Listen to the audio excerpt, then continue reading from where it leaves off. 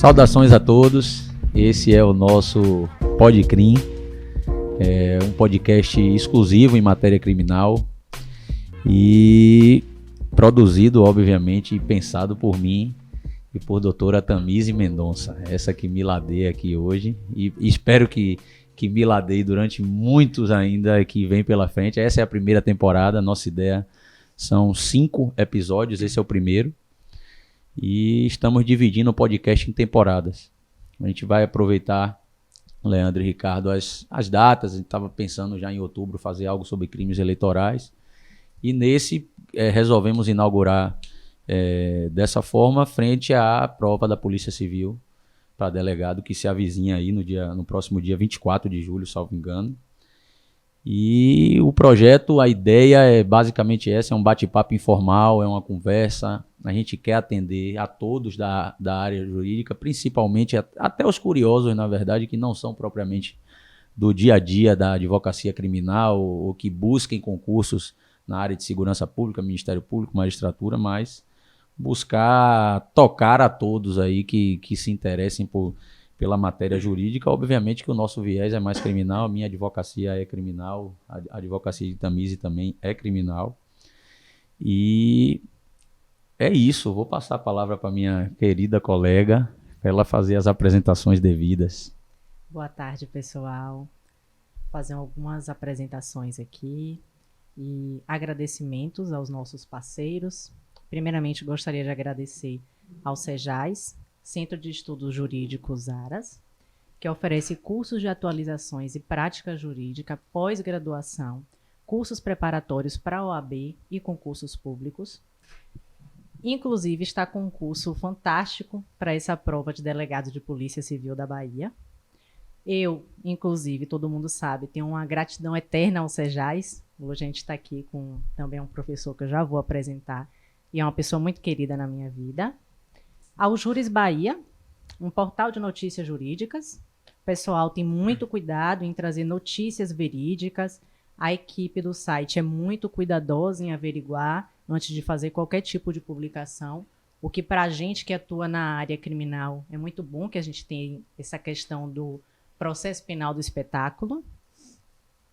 E gostaria de agradecer também, ao Law Design, trabalho voltado a soluções jurídicas para advogados e escritórios.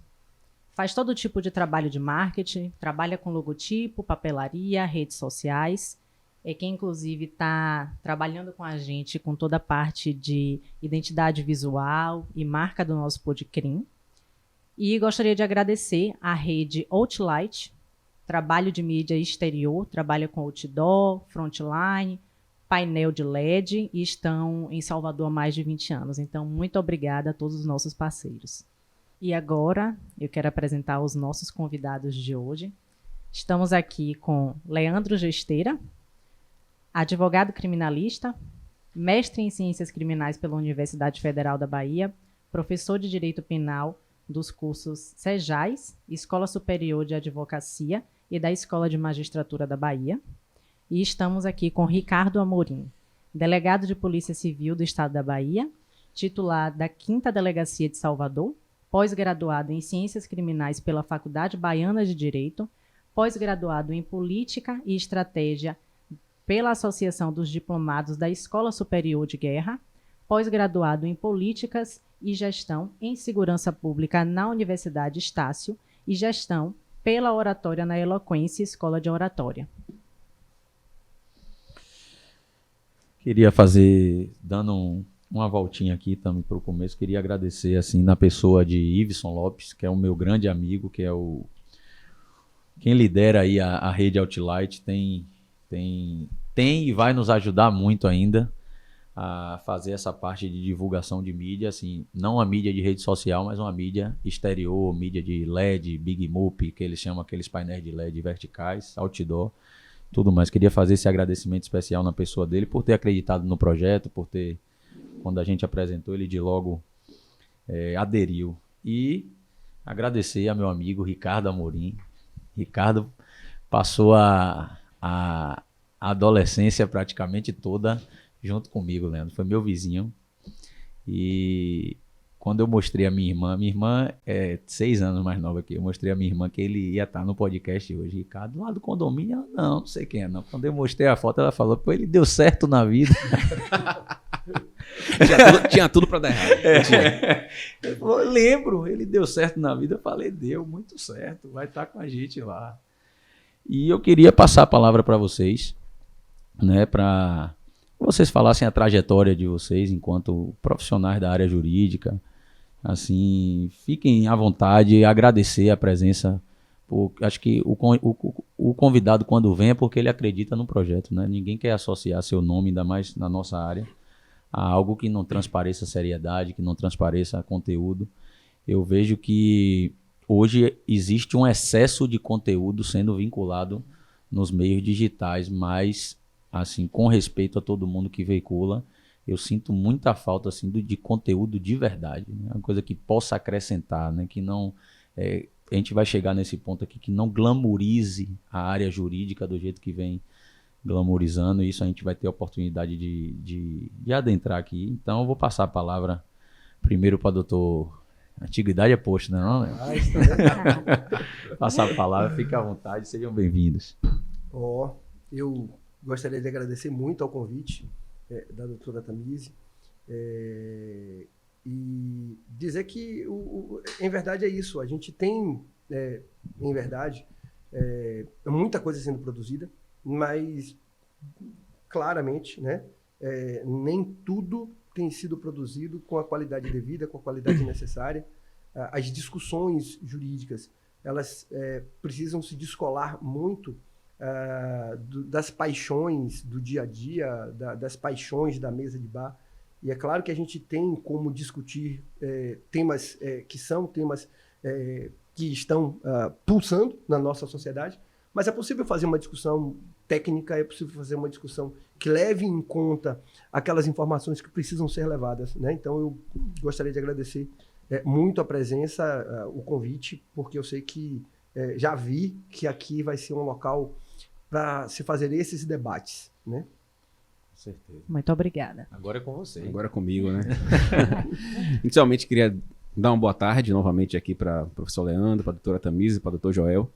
Dizer que estou extremamente feliz em estar aqui. Quando você me falou do podcast, falou da ideia de criar aí um podcast, Podcrim, para falar da área criminal, fiquei extremamente feliz, extremamente empolgado pela ideia. Eu gosto muito de audiovisual, gosto muito dessa questão de conteúdo, de compartilhar conteúdo, compartilhar informação na internet. E estou muito feliz de estar aqui. Hoje eu acordei pensando nisso, né? Pensando, empolgado. E estou feliz de estar aqui. Eu sou...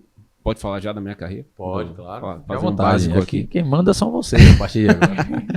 Eu sou delegado de polícia desde o ano 2016. Vou fazer 6 anos na polícia agora. Fiz o concurso em 2013, fiz o concurso em março de 2013. Então, dá pra ver aí que entre o dia que eu fiz a prova do concurso e o dia que eu tomei posse foram 3 anos, 29 dias. 3 anos, 5 meses e 29 dias de espera entre o dia que eu fiz a prova e o dia que eu tomei posse.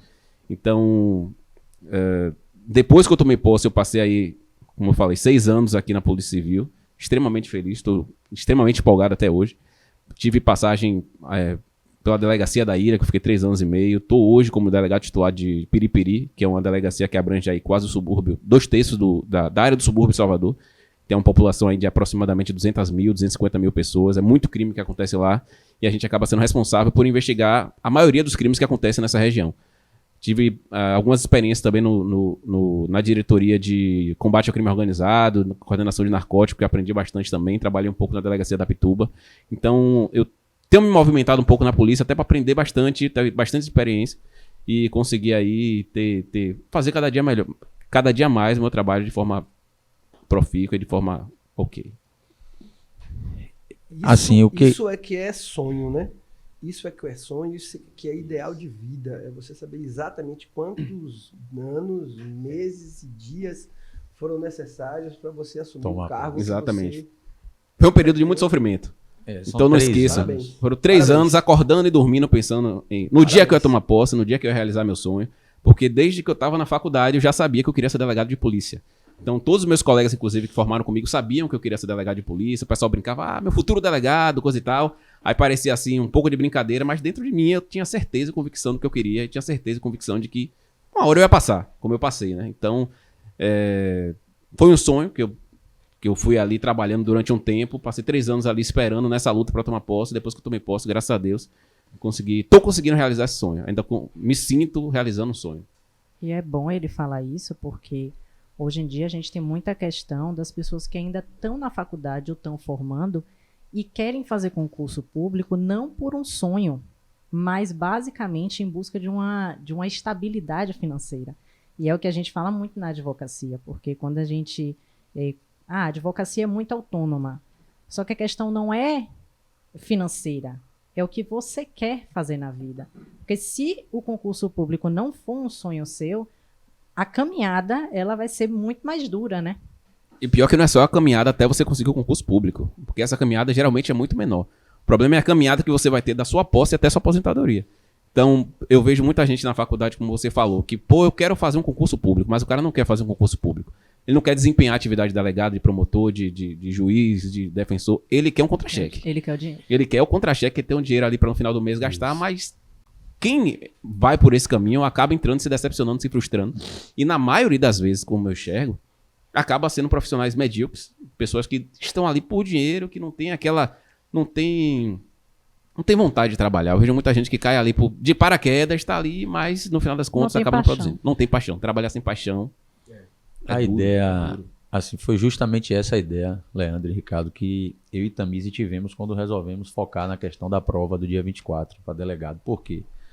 Leandro está na sala de aula, já deve, obviamente, ter se deparado com toda espécie e tipo de aluno, né? Tanto o aluno vocacionado, que é o exemplo de Ricardo, e eu primeiro porque é muito meu amigo, foi a primeira pessoa que eu pensei, mas ele poderia ser meu amigo, mas se eu sonhasse que ele não fosse um delegado apaixonado pelo que ele faz, eu não convidaria. Porque um grande paradigma que a gente queria fazer hoje é justamente isso, é a visão do professor na sala de aula. Como eu sei que nessa matéria penal, você é o cara aí do CEJAS, você é o cara dessa preparação, e o professor de cursinho, eu imagino que ele sente a angústia do aluno, né? Apesar do concurso público nunca ter sido assim, eu vou mentir se eu disser que nunca passou pela minha cabeça. Passou sim, mas é questão da vocação. Eu sempre achei que a minha paixão estaria na advocacia, porque eu até divido muito isso com a Tamise. O advogado, ele não precisa só gostar de advogar, só gostar não é o bastante. Se você não for loucamente apaixonado pela advocacia, você não tem como suportar os ônus que a advocacia, as dificuldades que a advocacia lhe impõe, só com muito amor mesmo. Se for só um gostar, uma paquera, um namorinho, não vai suportar. Não vai, porque é a profissão de porta na cara, é assim. Então, e a função pública tem seus ônus também. Os bônus, bacana, estabilidade, uma aposentadoria com salário integral, hoje, obviamente, que com as complementações de recolhimento. Mas, assim, eu queria que Leandro dissesse assim, o que é que ele sente, o que é que você sente a nível de sala de aula? Porque quando a gente pega uma função assim como a magistratura, o Ministério Público, o delegado de polícia, eu acho que tem que ter uma vocação no meio, senão a pessoa acaba lá na frente até deslizando ou ficando frustrado, como o Ricardo disse. O que é que você sente, assim, Leandro, dessa questão toda em relação aos alunos? A nossa área é uma área muito glamourizada. Aliás, é uma área que já foi muito mais glamourizada do que é hoje. E isso fez com que, ao longo dos anos, nós tivéssemos um quantitativo imenso de pessoas que vieram para a área jurídica, que foram fazer faculdade, que foram estudar direito. A quantidade de faculdades de direito que nós temos no Brasil hoje é imensa, é muito grande mesmo. E, como consequência disso, a gente acaba tendo também grande parte dos grupos acadêmicos que fazem formação não trazem uma qualidade ou uma profundidade efetivamente necessária. Seja porque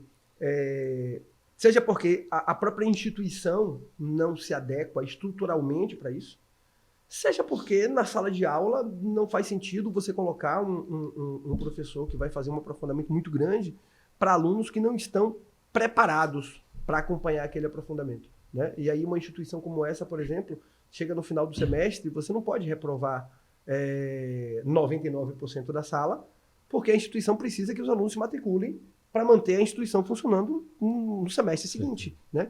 Então, eu acho que todo esse conjunto de fatores fez com que nós tenhamos hoje um grande contingente de pessoas que são formadas em direito, mas que não possuem condução técnica básica para efetivamente enfrentar um concurso da carreira jurídica da forma como é necessário enfrentar, né?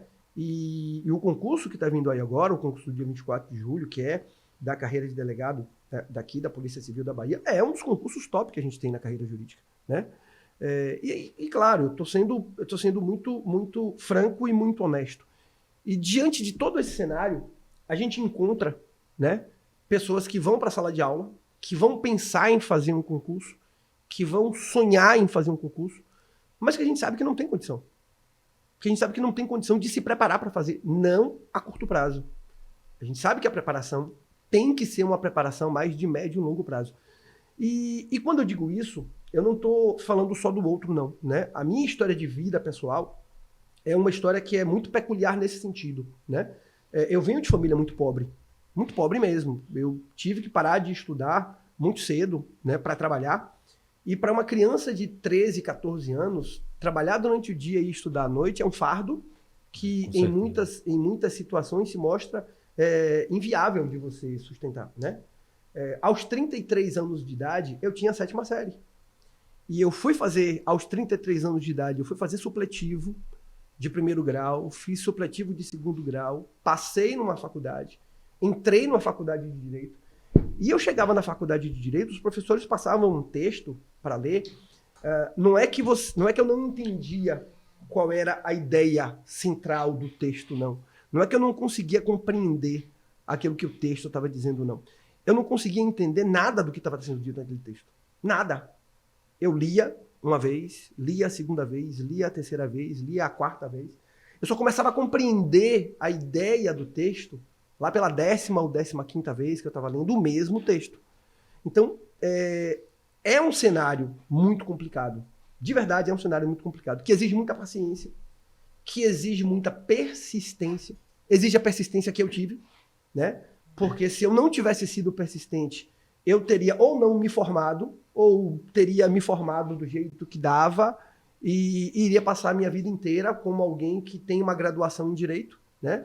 E que iria lutar muito para conseguir uma aprovação no exame de ordem, e conseguida a aprovação no exame de ordem, eu pararia por ali. Não por achar que a advocacia é algo pouco, não é. A advocacia é algo que é uma das grandes profissões das carreiras jurídicas que nós temos. Mas a verdade é que eu não estaria preparado para advogar. Eu não estaria preparado para construir peças, eu não estaria preparado para construir teses, eu não estaria preparado para ser um profissional do direito, né?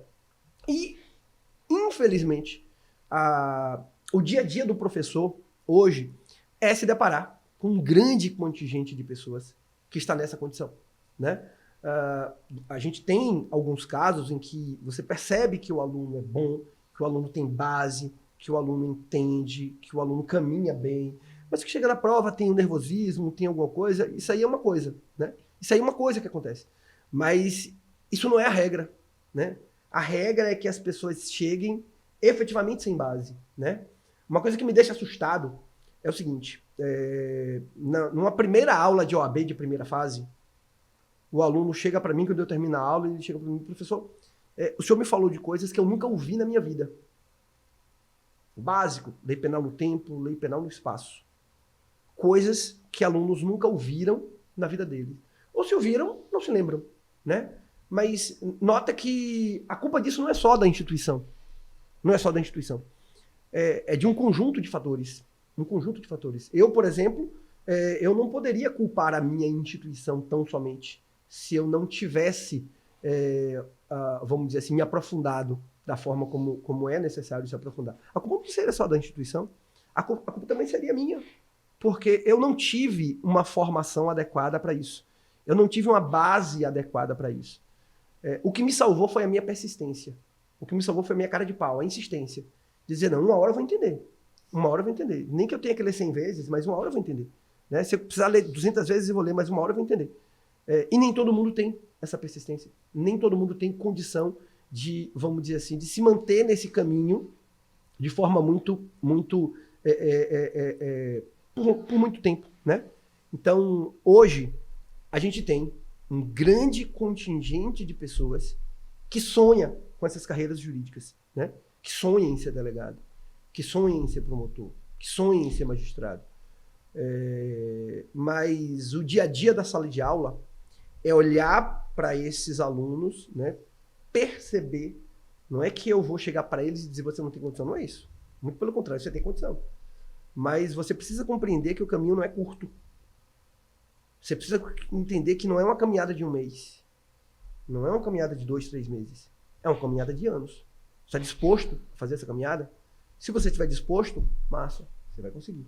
Se você não estiver disposto a fazer essa caminhada, vai se frustrar. Vai tentar 2, 3 meses e vai se frustrar. Enquanto profissional do direito, Leandro, o que foi que lhe levou aí para a sala de aula? Eu já era professor. Eu dava aula de informática antes de ser professor. Então, assim, a sala de aula já é algo que me encantava. Com a formação jurídica, eu busquei construir elementos ali para me manter na sala de aula, né? Mas a sala de aula já era algo que me encantava. Já era algo que já há de bastante tempo, né? E eu mesmo, não tendo formação, eu já dava aula de informática, inclusive para concursos públicos também. Tamires, você tá muito calada. Quando você Não, ficar calada há muito tempo assim, eu fico com medo. Deixa eu falar uma coisa. Quando eu estava na faculdade, eu acho que eu passei por uma situação parecida com o professor. Quando... Eu sempre conto, até no Instagram eu falo, não tenho vergonha nenhuma. Quando eu entrei na faculdade, comecei a fazer a faculdade, eu entrei em Direito, talvez um pouco pela questão do glamour. Aquela coisa de ser estudante de Direito e tal, mostrar ali que eu tô dentro ali de um grupo de pessoas ali que talvez tenha um futuro melhor, coisa e tal. Entrei na faculdade, talvez um pouco sem saber bem o que eu queria. E das seis matérias que eu iniciei, eu senti a mesma coisa que o professor sentia. Eu não entendia muito bem os textos. Eu lia 1, 2, 3, 10 vezes e não entendia. Tinha uma matéria chamada Teoria Geral do Estado, que o professor passava os textos e por mais que eu lesse, eu falava, não, vou ler, eu não conseguia compreender. E como faz sentido hoje, depois da maturidade, né? Isso é interessante, essas matérias propedêuticas, depois que a gente adquire uma maturidade, assim, eu acho um absurdo aquilo ali ser dado no primeiro semestre. Exatamente. Eu achava que não tinha lógica nenhuma aquilo ali. Eu falava, meu Deus, que isso aqui não tem nada a ver com o direito. Eu entrei pro direito e não esperava ver isso aqui. Então, o que acabou acontecendo? Eu fui pra final das 5 matérias, eram 6, eu fui pra final de 5 matérias, e uma eu nem fui pra final, eu perdi direto. Porque a primeira nota que eu tirei, que foi Teoria Geral do Estado, eu tirei 0. Eu tirei 0,0 a nota. Porque eu não entendi os textos, tentava ler, não conseguia, ia me desmotivando e acabei tirando 0. Ou seja, essa daí eu já perdi direto pra repetir. E as outras 5 eu fui pra final, consegui passar e depois repetir essa Teoria Geral do Estado. Então eu entrei na faculdade e tomei um susto. Eu falei, eu não consigo entender os textos que estão aqui. Eu tinha um pouco de base, mas eu percebi que eu precisava de muito mais que aquilo. E quando eu terminei a faculdade também, eu me senti um pouco assim. Eu me senti como o seu aluno falou. Quando eu terminei a faculdade em dezembro, em janeiro eu já emendei um curso de carreira jurídica, né? Pra gente ver todas as matérias que caem em concurso, coisa e tal. Porque meu irmão já estudava pra concurso, tinha feito esse curso. Falou, não, faça o curso aí que você vai conseguir pegar um pouco a manha. E quando eu comecei a assistir esse curso de carreira jurídica, eu percebi que muita coisa que eu vi ali eu nunca tinha visto na vida. E como você falou também, não é culpa da faculdade. É culpa ali de uma série de fatores que... Depois da faculdade que a gente vai descobrindo que a gente tem ali, às vezes, um vácuo de conhecimento muito grande. Que o conhecimento que às vezes a gente traz depois da faculdade não é o suficiente para a gente passar na maioria dos concursos. Então, a gente saber das nossas dificuldades, das nossas limitações e saber que o nosso percurso, o nosso caminho vai ser muito mais longo do que 1, 2 meses de estudo é muito importante, porque eu vejo muita gente falando assim, eu quero estudar. Às vezes, sei lá, se inscreve num concurso, passa 3 meses estudando, depois fala, isso aí não é pra mim não, e desiste. Então a pessoa não tá com a mentalidade certa pra estudar pra concurso. Ele tá ali sonhando, ele tá sentado numa cadeira de delegado, por exemplo, bonitinho ali, dando entrevista, fazendo, subindo, acontecendo, mas ele não tá botando na cabeça dele que ele vai ter que fazer uma caminhada pra entender ali as limitações dele, entender que ele vai ter que sanear algumas coisas de base, até chegar numa aprovação. Então, por exemplo, quando eu fiz meu concurso, foram 100 vagas, salvo engano. E foram 16.400 inscritos. Então, é muita gente que quer fazer concurso e muita gente se inscrevendo. Só que é muita gente desses 16 mil São pessoas assim, que falaram, pô, eu quero ser delegado, porque eu acho bonito, eu acho legal, tem um contra-cheque legal, eu quero aquele contra-cheque ali, mas às vezes tá querendo fazer uma aventura, não consegue reconhecer suas limitações, o que precisa melhorar, às vezes só se inscreve, tenta 3 meses, desiste, e depois fica ali meio perdido e acaba desistindo de continuar no mundo de concursos. Né? Essa questão da base, né, do estudo. Eu não sou concurseira, mas eu fui uma pessoa que sofri muito na OAB, no exame de ordem, e Leandro bem conhece. Eu costumo dizer que o SEJAS, eu fiquei 1 ano fazendo SEJAS, eu fiz 3 vezes o curso da primeira fase, e eu costumo dizer que foi a minha 2ª graduação, porque eu aprendi coisas que eu realmente não tinha visto na faculdade. Então, assim, óbvio, é uma soma de coisas, instituição, mas também a minha própria maturidade, que eu não tinha na época da faculdade para realmente me aprofundar. Então, assim, para mim foi uma 2ª graduação. Foi bom, foi importante, o sofrimento também foi importante, porque eu aprendi realmente muitas coisas que eu não tinha para advogar. Talvez a maturidade que você fala seja em relação a diferença entre você estar na faculdade e se sentindo um estudante de direito, talvez sem tanto compromisso assim, lógico, você sabe que você tem que ter um futuro, coisa e tal, mas você está na faculdade, você está ali numa situação, às vezes, mais confortável. Porque se alguém perguntar, aquela tia que fala, e aí, meu filho, você fala, não, eu sou estudante de direito, eu estou numa situação confortável, estou aqui cumprindo minha missão. Mas a partir do momento que você forma que você não tem mais um estágio, por exemplo, eu mesmo estagiava e quando eu formei, eu falei, pô, agora eu não vou ter mais o dinheiro do estágio. Exatamente. O que eu vou fazer? Aí é tipo assim, agora eu não sou nada. Tipo assim, é agora ou nunca. Então, às vezes, quando você termina, que você fala assim, porra, a realidade, eu acho que é estampada na sua cara assim, você fala assim, pô, agora... O que é que eu vou ser da vida agora? Agora eu não sou... Bate no queixo. Você vai falar o quê? Quando perguntarem, eu sou o quê? Eu sou bacharel em Direito? Não vai adiantar, Já não vai pega colar. mal, já não pega vai mal. colar mais. Exatamente, vai pegar mal. Então, talvez esse seja o start de você, depois que você formar, você fez os SEJAS aí e você viu que, pô, agora eu vou ter que ser advogado. Então, você focou muito mais. E quando eu fiz o meu curso carreira jurídica também, foi mais ou menos essa a minha sensação. Foi a 2ª graduação que eu fiz. Eu descobri que ali o conteúdo da faculdade... Às vezes eu tenho a sensação de que eu aprendi muito mais durante esse 1 ano pós-faculdade do que durante os 5 anos de faculdade. Então, eu reconheci também as minhas limitações e fui ali saneando essas lacunas de conhecimento jurídico durante esse 1 ano de carreira jurídica. Léo. Talvez a gente tenha uma... Porque se a gente for analisar como funciona a formação jurídica aqui no Brasil, e pensando na formação jurídica em outros países, por exemplo, como nos Estados Unidos, né? Na nossa formação jurídica, a gente estuda primeiro a teoria. Teoria, teses, filosofia. E lá para o 8º ou 9º semestre é que a gente vai pensar na prática. É que a gente vai pensar em pôr em prática aquilo que a gente viu na teoria. Então a gente estuda uma teoria que ainda na nossa cabeça não encontra uma aplicação prática adequada. Estados Unidos, por exemplo, os países, como regra, estudam, que seguem como law, né? O estudante de direito lá vai estudar direito de outra forma. No primeiro semestre, o professor chega e diz, o caso concreto é esse aqui. Fulano brigou com Beltrano. Você vai cuidar da acusação, você vai cuidar da defesa, você vai cuidar da parte civil, você vai cuidar da parte previdenciária, você vai cuidar... Ou seja, eles estudam o direito já pensando na aplicação prática do direito, né? Isso não acontece aqui com a gente. Então, talvez essa alteração, essa modificação, né? Esses 2 grandes grupos aí de forma de se estudar direito, talvez isso para a gente nos traga um problema, né? Porque é isso, quando o aluno entra, ele talvez não tenha a maturidade de pegar aquele conhecimento teórico e entender a necessidade daquele conhecimento teórico. Talvez se a gente fizesse algumas alterações, talvez se a gente fizesse algumas modificações, né? Poderíamos até melhorar um pouco quanto a isso aí. Inclusive, curioso que depois foi uma questão que me marcou. Eu me senti meio diminuído por mim mesmo. Eu pensava assim, rapaz, como é que eu não entendi aqueles textos? E depois que eu formei, depois que eu estudei, eu parei para pegar alguns desses textos e eu percebi que eu tinha muito mais maturidade. Eu comecei a entender a lógica daquele texto, inclusive a importância daqueles textos. Eu comecei a ler e falei, pô, isso aqui é genial. Faz todo sentido. Faz todo sentido.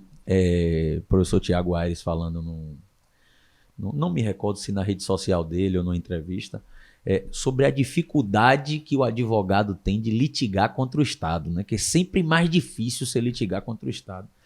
E enquanto advogado, a gente pega alguns processos, às vezes, que a gente vê a máquina do Estado com tanta estrutura, e a gente para assim um pouquinho e fala, rapaz, como é que eu vou enfrentar isso aqui? Aí me vinha na cabeça aqueles textos de Thomas Hobbes, o Leviatã, que ele dizia que o Estado era um monstro. Eu falava, rapaz, é isso mesmo. Para o cidadão da defesa, às vezes, pegar certos processos, às vezes com quebra de sigilo telemático, é tanta estrutura que o Estado vem para cima, às vezes, do particular, que a gente fica resgatando aqueles textos que a gente não entendia antes. Rapaz, o que aquele cara dizia lá faz todo sentido hoje. Impressionei naquela época, a gente lia, e às vezes uma linguagem, não vou dizer uma linguagem difícil, porque a maturidade que o aluno de primeiro semestre nunca vai ter, a não ser que chegue um cidadão, uma cidadã muito fora da curva, já acostumada com a linguagem erudita, já acostumada com textos. Para pegar um texto daquele de Thomas Hobbes, Max Weber, John Locke, se pegar um negócio daquele menino de primeiro semestre, o cara tem que ter uma base monstra. Quando eu estava na faculdade, quem conseguia se dar melhor nesses textos, geralmente é quem estava fazendo a segunda graduação. Isso. O pessoal já era um pouco mais velho, tinha um pouco mais de maturidade intelectual, talvez, e conseguia ali ler os textos, conseguia se desenvolver melhor, debater. O pior pra mim era ter que ir pra sala debater aquilo, só que eu não entendi em casa, imagina na sala. Imagina pra falar. Eu não lembro mais nada de sociologia do direito. Hermenêutica jurídica, Não. também. Lembro muito pouco. Tanto é que eu gosto mais de processo penal, porque processo penal é muito mais técnica do que a parte de direito penal. Para a prova, essa prova, né, de delegado de Polícia Civil da Bahia, Leandro, o que é que você acha que ela vem mais assim? Pegadinhas, assuntos, o que é que você poderia trazer para esses candidatos? Tem muito mais técnica ou tem um pouco, né, que a gente sabe que hoje em dia algumas bancas trazem essa questão da sociologia do direito, que eu, inclusive, não teria nem condições de fazer essa prova, porque eu sou uma pessoa totalmente técnica. O que é que você poderia trazer para esses candidatos? A banca IBFC, ela é uma banca que está meio que estreando em concursos de carreira jurídica propriamente dita, né? Eles historicamente fazem muita prova da PM, muito concurso da PM. Mas, claro, que é possível a gente fazer uma análise da banca e, de alguma forma, compreender um pouco ali o que é que é possível, né, ser cobrado. De plano, o que a gente pode ter em mente é que existe uma linha, né, que os editais, que não só os editais, mas efetivamente a cobrança da prova de Delta no Brasil inteiro e independentemente de qual seja a banca, né? Não interessa qual é a banca, vai ter controle de constitucionalidade na sua prova, né? Organização do Estado vai cair, não importa qual é a banca, vai ter alguma coisa que trate lá de processo administrativo, pouco importa qual é a banca, né? Por quê? Porque tem uma linha que a gente encontra nos concursos de carreiras policiais, né? Para Delta, e isso aí independentemente de qual seja a banca. Agora, claro, pensando um pouco na banca, as questões que eu analisei dessa banca são questões que vão meio que oscilar entre texto de lei e decisão judicial, né? Leitura de informativos hoje do STJ e do STF, para quem faz preparação para a carreira jurídica, é imprescindível, né? Você tem que saber o que o STJ tem decidido, você tem que saber o que o STF tem decidido e por quê, né? Porque muitas vezes eles não cobram exatamente qual foi a decisão, mas eles cobram o fundamento da decisão. Muitas vezes o texto diz, olha, o texto da questão diz assim, ó, a decisão foi essa, eles decidiram isso. E dentre as assertivas que ele vai colocar para você, ele quer que você diga quais foram os fundamentos que o tribunal adotou para decidir daquele jeito, né? E então, leitura de informativos do STJ e do STF, imprescindível, tá? Eu diria que de 2018 para cá, quem se prepara para fazer provas em 2022, de 2018 para cá, tem que conhecer os informativos, tanto do STJ, como também do Supremo Tribunal Federal, né? E nesse edital, a banca traz uma coisa que já é, vamos dizer assim, defendido, né? Debatido já há muito tempo, que é a cobrança de criminologia e de direitos humanos, né? Enquanto o direito penal ele estuda tão somente o ponto de vista sobre o aspecto legislativo, né? O crime é o fato típico, ilícito e culpável, ponto, morreu aí, né? Se João matou Maria dentro da residência, eles tinham um relacionamento ali, tá? Feminicídio, acabou, né? O direito penal se preocupa com isso aqui. A criminologia vai se preocupar com outras feições desse fato. A criminologia vai se perguntar por que isso aconteceu, por que isso acontece, e a partir daí é possível você imaginar políticas públicas que impeçam ou que evitem que isso aconteça, né? E isso é algo que já há algum tempo tem sido, vamos dizer assim, cobrado socialmente, né? Que se cobram das bancas de carreira policial que coloquem essa disciplina dentro dos editais, né? E de algum tempo para cá isso tem acontecido. Então, criminologia é uma disciplina que vai estar no edital, mas não só isso, né? Direitos humanos. Direitos humanos, se você for analisar, na prova da Defensoria Pública da Bahia, eles cobraram muito pesado direitos humanos. Muito. O último concurso que teve para técnico da Cefaz. Técnico da Cefaz. Direitos humanos. Eles cobraram direitos humanos. Eles não colocaram a disciplina direitos humanos em si, mas eles colocaram promoção da igualdade racial e de gênero. Subtópicos, né? Assim. Mas dentro desses subtópicos haviam muitos temas de direitos humanos sendo cobrados ali, né? Então, o Estado da Bahia tem feito isso já. Note que não é só com a carreira policial, né? Outras carreiras também técnicas, que em tese você não imaginaria. Por exemplo, por que um técnico da Cefaz, por que um agente de tributos precisa conhecer de direitos humanos, né? Mas eles colocaram essa temática lá. E na prova da carreira policial agora, dessa prova de delegado, além de você ter direitos humanos como uma disciplina, como um tópico específico, nas demais disciplinas você percebe que eles permearam também o tema de direitos humanos. Em direito penal, eles colocaram a Convenção Americana de Direitos Humanos, né? Em processo penal, eles falaram também da Convenção Americana de Direitos Humanos, nos leva a crer que a temática de direitos humanos não é uma temática que vai aparecer só no bloco de questões de direitos humanos. Vai acabar permeando tudo. As demais disciplinas também serão cobradas com base nessa temática, com base nessa construção da importância dos direitos humanos. Ricardo, nesse tópico da gente aqui de preparação, o que é que você poderia, assim, colocar uma luz, assim, falar sobre a sua preparação para um candidato que vai fazer a prova do dia 24? O que foi que você...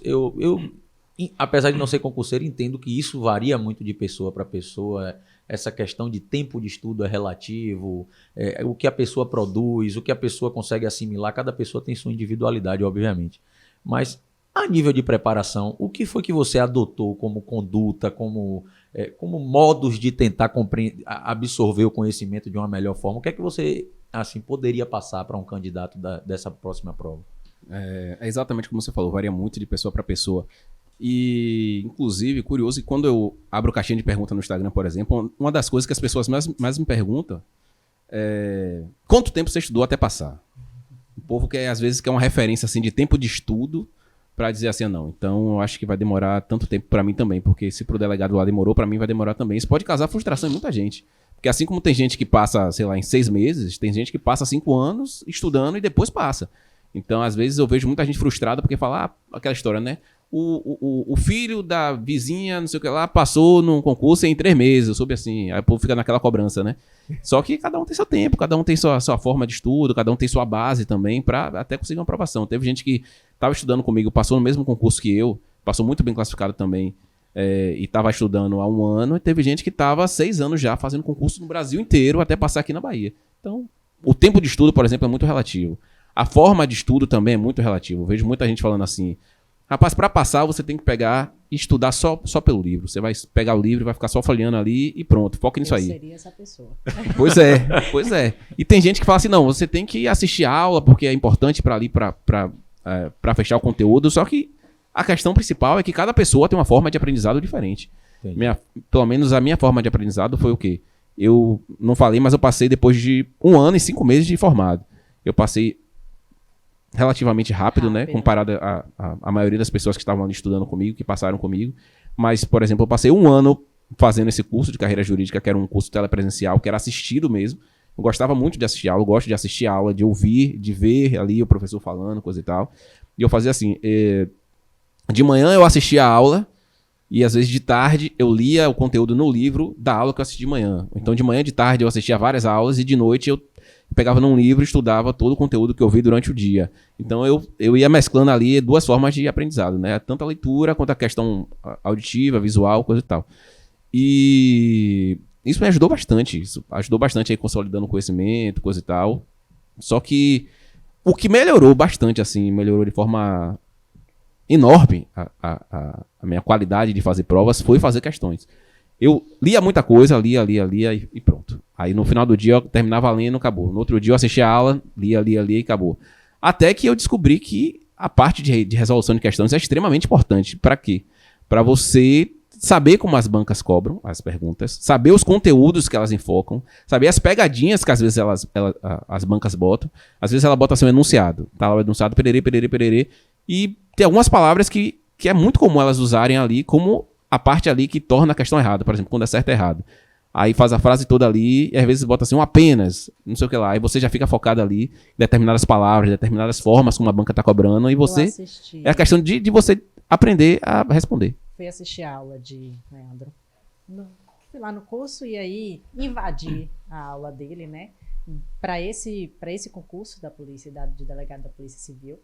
E era ORCRIM. Eu lembro que eu assisti quase até o final da aula. E foi basicamente o primeiro e o segundo artigo, né? Mostrando todo o artigo, trazendo todo o artigo, discursando todo o artigo, aquele primeiro artigo. E eu lembro que Leandro mostrou algumas questões, né? Palavras que a banca poderia mudar ali, não mudaria tanto o sentido do artigo, mas é uma coisinha, um detalhezinho que ele usa como uma pegadinha. E aí o candidato erra. Eu lembro que eu estava conversando com o Joel. Foi. A gente falou sobre a letra de lei na prova, né? Sobre isso. A questão da lei, aquela questão que é cobrada, que eu vejo, obviamente, que a gente teve contemporâneos de faculdade que estão nessa luta até hoje. Eu vou fazer 10 anos de formado no final de julho, no final do mês seguinte. Você tá velho, tem... 10 anos. Eu fico pensando, só fazendo um parêntese, quando fala do jovem advogado. Há 10 anos atrás eu estava nascendo. Eu me sinto ainda um jovem. Quando fala assim, jovem advogado, eu me sinto dentro, assim. Jovem advogado, você e eu. Isso. Tá presente, estamos presentes. Jovem advogado é só... que a OAB coloca jovem advogado até 5 anos de advocacia. Nem eu sou mais jovem advogado, Joel. Eu fico frustrado com isso, que eu deixei de ser jovem advogado. Vai satamiza, não sei não. Um exemplo, assim, eu conheço o Ricardo há muitos anos, Leandro, e tem colegas meus que estão nessa angústia aí, nessa luta do concurso há muito tempo, e é um exemplo da família dele que eu dou a esses meus amigos. O irmão de Ricardo, Rodrigo, que hoje é promotor de justiça em Pernambuco. O Rodrigo teve uma trajetória de concurso muito longa, assim, mais longa mesmo. O Rodrigo estudou quantos anos, Ricardo? Acho que foram uns 6 anos, mais ou menos. Uns 6 anos. Até passar primeiro ele foi defensor, não foi? Isso. Mas aquela coisa, ele passou 6 anos sem passar em nada, aquela coisa da persistência e da resiliência. Ele passou 6 anos ali, perde aqui, perde ali, perde aqui, perde ali, mas também quando ele passou em vários concursos de várias áreas. Exatamente. Aí ele passou para procurador do Estado, ele passou para delegado de polícia, ele passou para defensor público, passou para promotor de justiça, passou no concurso de cartório. E nesses vai e vem ali, onde é que ele estava conseguindo se encaixar melhor, ele acabou tomando posse inicialmente na Defensoria Pública do Mato Grosso do Sul, que ele passou lá, eu acho que 1 ano, 2 anos trabalhando, até que ele foi chamado na promotoria, no Ministério Público de Pernambuco. Que aí ele saiu da Defensoria lá do Mato Grosso do Sul, foi para o Ministério Público de Pernambuco e ele falou, não, aqui ele se sentiu confortável, gostou bastante do local e disse que a partir dali ele estava se aposentando. Então veja como dentro da mesma família existem dois polos de distância, né? Ricardo passou com 1 ano e 5 meses de formado e Rodrigo, o irmão mais velho dos 3, né?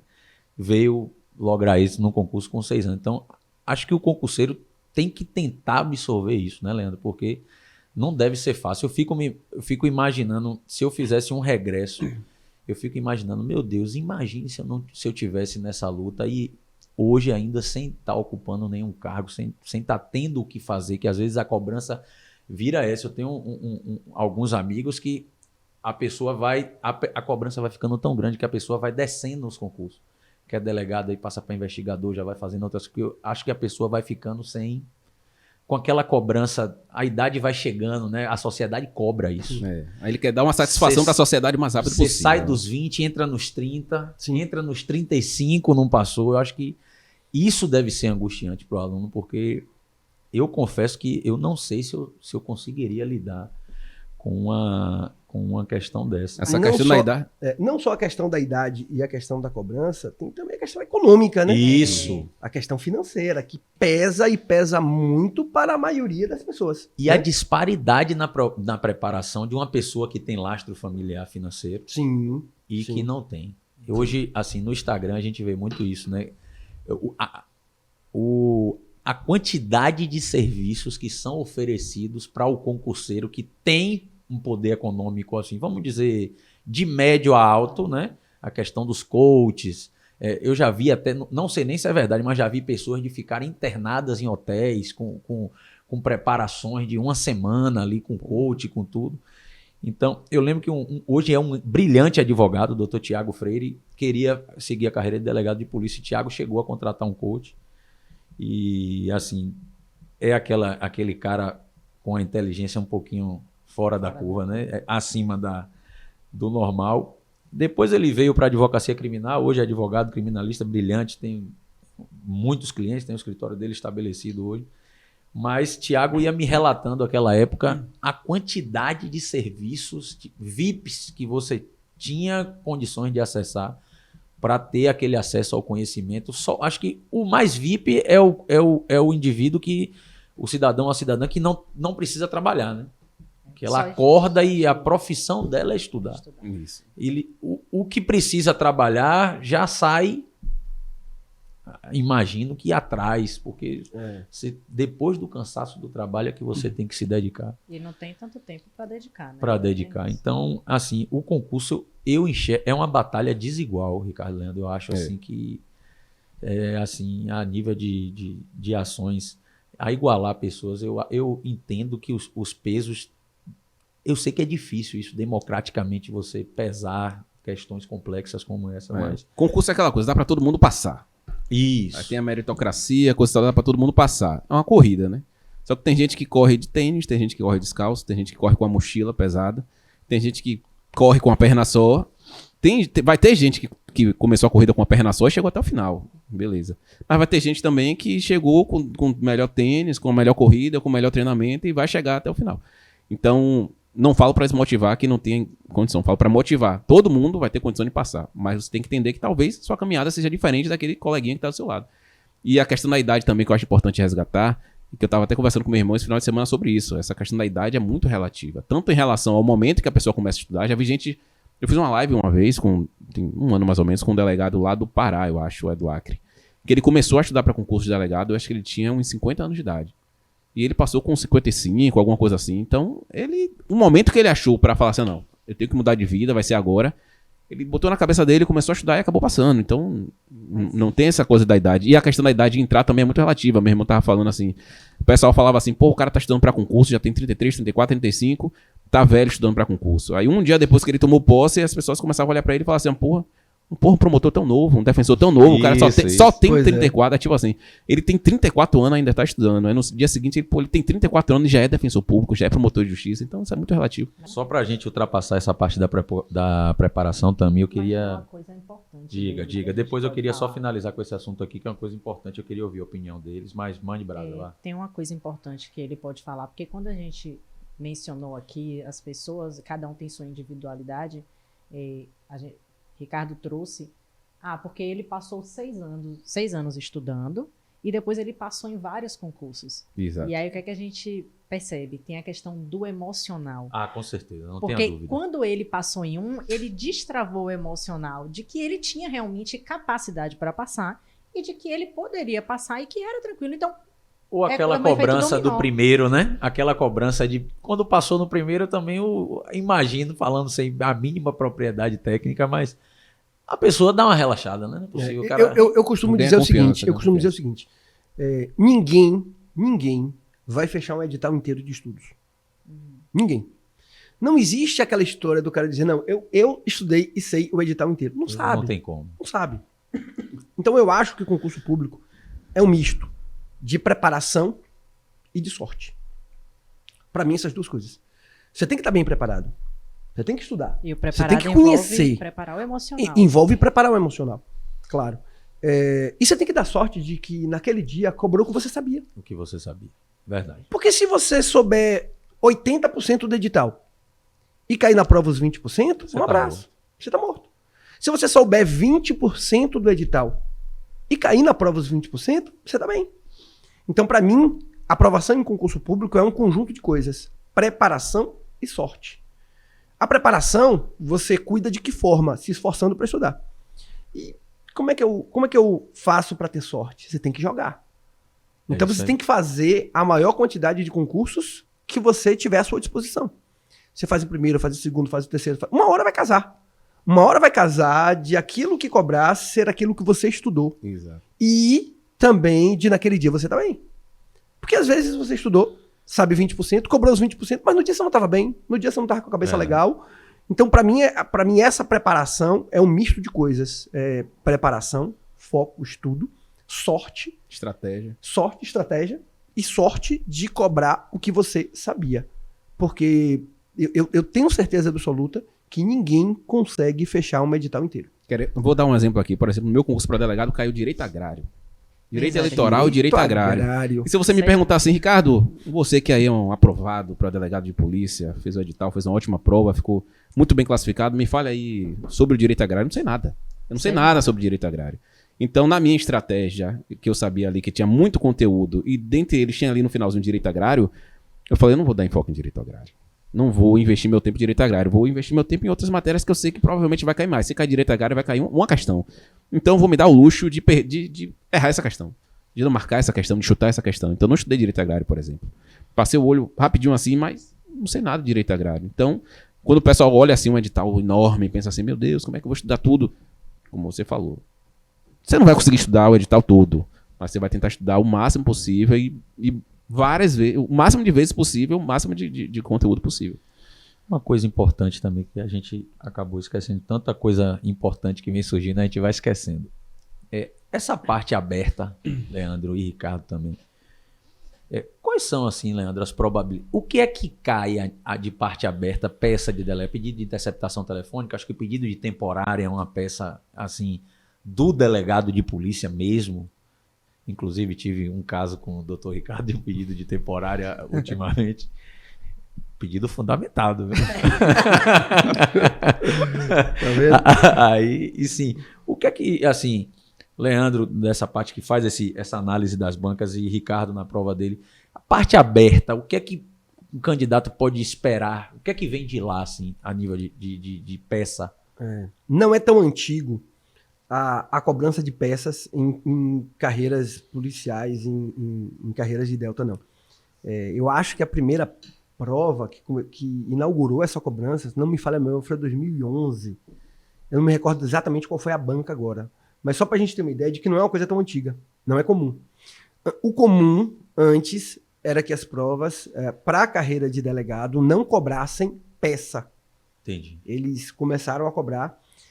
E tem havido, a verdade é essa, tem havido alguns casos concretos que têm gerado alguma controvérsia e alguma discussão jurídica. Se você for analisar, por exemplo, a última prova de delegado de São Paulo, eles não cobraram peça. Foi uma dissertação. Entendi. Eles não cobraram peça, foi uma dissertação. O concurso delegado de Maceió, que vai ter agora, né? Acho que é em agosto, né? Acho que é em agosto que vai ter a prova de Maceió. Eles também não cobraram peça, cobraram uma dissertação. Perfeito. Então, assim, o histórico de cobrança de peças, vamos dizer assim, peças processuais, né, de delegado, não é tão antigo e algumas bancas estão abandonando por conta das discussões que acabaram gerando. Aliás, o concurso que o doutor Ricardo passou aqui em 2013, né, foi um concurso que teve muita judicialização. Muita judicialização mesmo. Porque o enunciado da questão foi montado de um jeito que dava a entender que podia ser uma preventiva, mas a banca queria uma temporária. Ou seja, pipocou judicialização sobre isso aí. E tem pipocado judicialização em outros concursos também. em outros estados. Tanto que é isso, né? Se você analisar, a banca de São Paulo abandonou, não cobrou peça, eles cobraram uma dissertação. A banca de Maceió também não cobrou peça, vai ser uma dissertação na segunda fase. E a da Bahia vai ser uma peça, né? Eles continuam. Eles mantiveram, né? Qual é o histórico, né, de peças na Bahia? Uma representação. É alguma representação. Pode ser uma temporária, uma preventiva. Eu acho que está na moda infiltração policial. Então, pode ser uma representação por infiltração policial, como teve na prova de delegado da Polícia Federal, né, que foi em 2020 agora, né? A peça foi uma representação para infiltração de agentes, com fundamento no ECA. Lá, acho que o 190 do ECA, 190 ou 191 do ECA lá, que fundamenta a infiltração de agentes de polícia, quando envolva crimes de pedofilia na internet ou Então, assim, eu imagino, pensando no histórico da banca, dos concursos da Bahia, eu imagino que vai vir uma representação. O clássico, preventiva e temporária.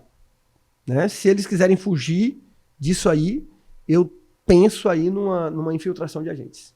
Quando eu fiz o concurso de 2013, né? E antes do meu concurso aqui da Polícia Civil da Bahia, antes do meu concurso, teve um concurso de 2001, se não me engano.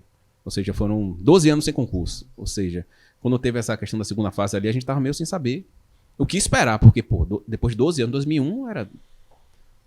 até a questão de prova era totalmente diferente, então a gente tava meio sem saber. Eu estudei algumas peças, coisa e tal, e teve exatamente esse problema, que na verdade pra mim não foi um problema, né? No final das contas, eu acho que no concurso, eu fiquei em 18º, fui o 10º a escolher, fiquei muito bem classificado por conta da peça. No dia que a gente foi fazer a prova, eu fiquei muito nervoso. Eu nunca tinha ficado nervoso para fazer prova nenhuma. Eu fiz prova em Alagoas, Minas Gerais, Goiás, Pará, e sempre fiz a prova tranquilamente. Quando chegou no dia da Bahia, eu fiz a prova extremamente nervoso, fiquei ali, deu um branco na hora, fui no banheiro, parei, respirei e fui fazer a prova. Fiz a prova toda, fiz a peça, escolhi fazer um pedido de prisão temporária. E quando eu saí da prova, todo mundo falando assim, rapaz, você viu que era uma preventiva que tinha que fazer? Eu disse, como é, rapaz? É desanimador, né? E eu pensando, pô, a minha única oportunidade de ser delegado aqui na Bahia, porque não sei quando é que vai abrir, se é daqui a 12 anos de novo, eu perdi. Eu escolhi uma peça que todo mundo tá dizendo que não é, que eu já errei. Então deixa pra lá, fiquei triste, não queria mais conversar sobre a prova. E quando saiu o gabarito, era uma prisão temporária. Então essa questão da judicialização pipocou demais. Porque realmente tinham elementos ali para fazer um pedido de prisão preventiva. E quem fez o pedido de prisão preventiva acabou baixando a nota de forma muito, muito, muito grande. Então eu fiz a prisão temporária, minha nota ficou muito bem. Fiquei muito bem classificado, mas essa questão aí de peça, eu acho que nem todos os estados têm, né? Como o professor falou, mas aqui na Bahia o pessoal continua fazendo. Eu estava conversando com o Joel que eu nunca passaria numa prova de concurso. Por um único detalhe. Vai perturbar o professor Leandro. Professor Leandro, até hoje, 6 anos de advocacia. Rapaz, eu não aprendi erro de tipo. Olha. Não tem jeito. Aí, como ele falou, é só torcer pra não cair erro de tipo. Pronto. Não sei aplicar erro de tipo. Não adianta, eu falo aqui, para as pessoas saberem que a gente não sabe tudo. Erro de tipo é seu direito agrário. Se cair lá, você fala, não, isso aqui eu vou... É exatamente isso aí. Não. Pula a questão. Eu tava falando pra Tamir, eu falei, rapaz, não é possível. Eu vou tentar lhe explicar, ela não tente não. Eu vou falar, não, eu tenho uma... Eu falei, 2 casos. Aí eu falei, engraçado isso.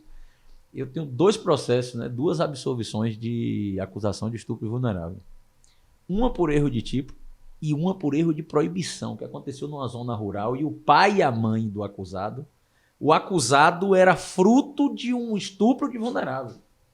E naquela localidade ele jamais teria como imaginar que aquilo era proibido pelo Estado. E doutor Murilo Stout, um juiz da época, estava na comarca de Maraú. E ele leu minhas alegações finais, Leandro, ele me ligou, o magistrado. Eu tô lendo aqui suas alegações finais. O senhor arrolou o dono de um bar da zona rural. O senhor fez aqui, pegou assim. Que negócio intrigante. O rapaz, o acusado, nasceu de um estupro de vulnerável. Falei, pô, doutor, é ele. Aí arrolei o dono do supermercado. Nas festas que acontecem aqui na localidade, é normal vocês verem meninas de 12, 13 anos assim, namorando, paquerando, beijando. Normal. A dona do bar chega a franzir a testa assim, gente. Qual o problema? Aí eu vejo a vizinha fulana de tal, tem uma filha de 14 anos, tem um filho de 1 ano. E responderam na instrução com aquela naturalidade nata. porque para eles é realmente natural. Exato. Né? E o juiz absolveu o cara por erro de proibição. Eu tenho essa sentença guardada até hoje, até mandei Alano Frank, grande advogado, meu amigo, não acreditou em mim não, parece que tá mentindo, sabe? Comendo água, jogando conversa fora, eu falei, eu vou lhe mandar que eu tenho essa sentença guardada. Aí ele tentou me ensinar com esse esses exemplo? exemplos, né? Não. Eu já desisti. Tá aí uma coisa que eu desisti na vida, entender erro de Erro tipo, de erro de tipo. proibição.